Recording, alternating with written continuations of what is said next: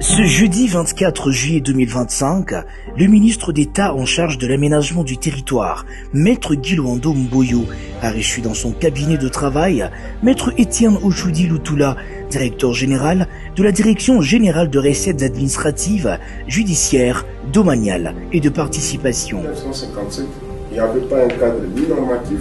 ni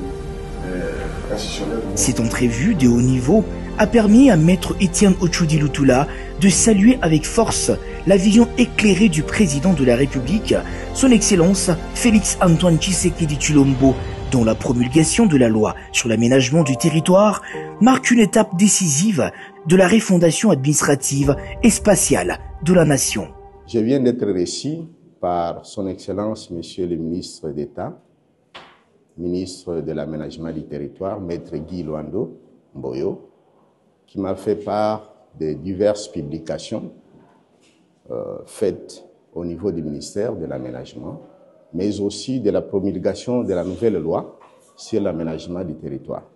Il était question de voir comment mettre en place une équipe d'experts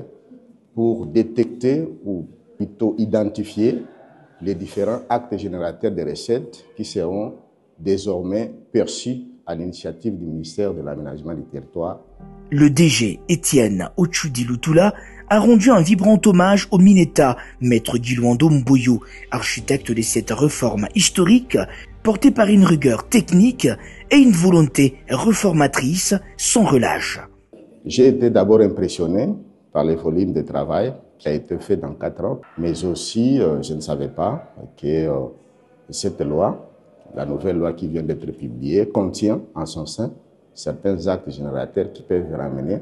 les recettes, c'est-à-dire qui doit donner les moyens au gouvernement pour faire face à certains